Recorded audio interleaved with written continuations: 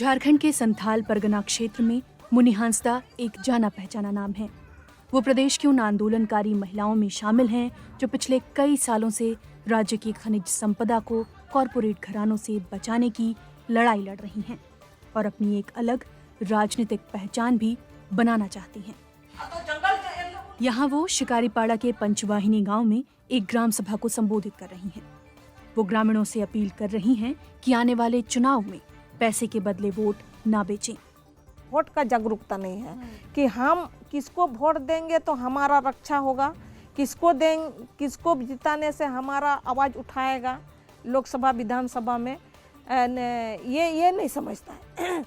चुनाव के समय में अगर जिसके पास पैसा है और गांव में फेंकता है पैसा और दारू हड़िया मीट खिलाता है तो बस उसी को वोट देता है। आने वाले आम चुनाव में मुन्नी हांसदा खुद दुमका लोकसभा क्षेत्र से चुनाव लड़ना चाहती हैं। वो मानती हैं कि उनके जैसी महिलाओं के लिए बिना किसी बड़ी पार्टी के टिकट और संसाधन के चुनाव जीतना मुश्किल है।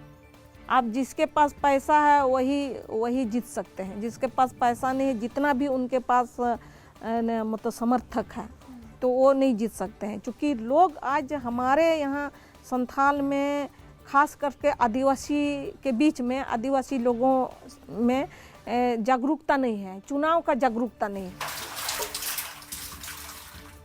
वो साल 2009 से लगातार कभी ऑल इंडिया तृणमूल कांग्रेस तो कभी मार्क्सिस्ट कोऑपरेशन के टिकट पर शिकारीपाड़ा विधानसभा से चुनाव लड़ रही हैं। वो नहीं जानती कि राजनीति में उनका भविष्य क्या होगा।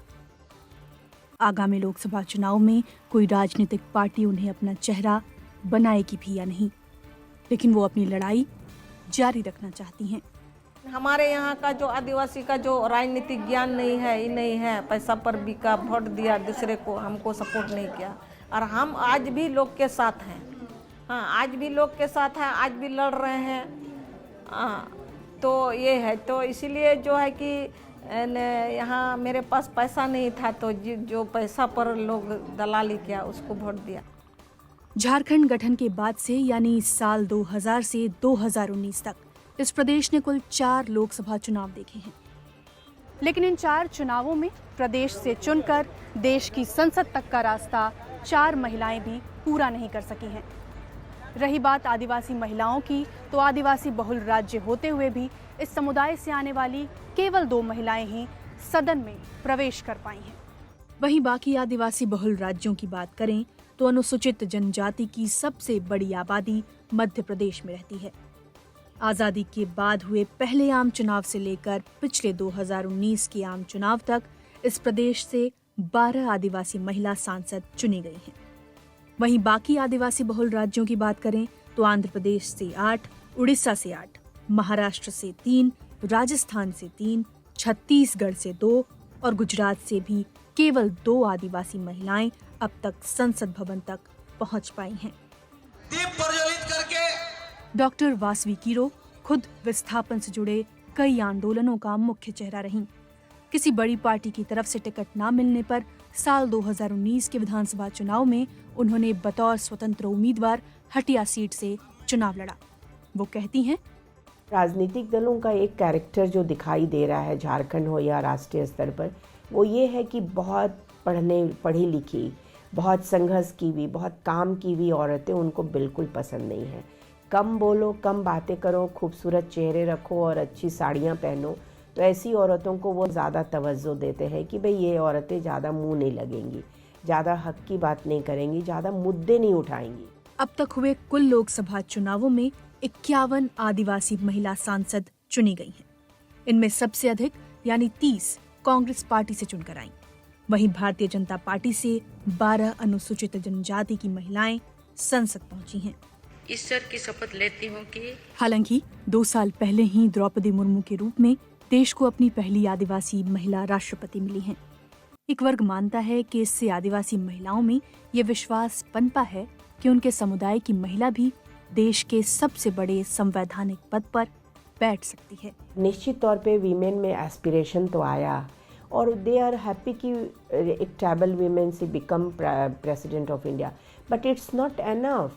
आप एक आदिवासी औरत को बैठा के फॉरेस्ट कंजर्वेशन अमेंडमेंट एक्ट में साइन करा रहे हो, पूरे जंगल उजाड़ रहे हो, आदिवासी औरत को बैठा के आदिवासी औरतों को आप जेल भेज रहे हो।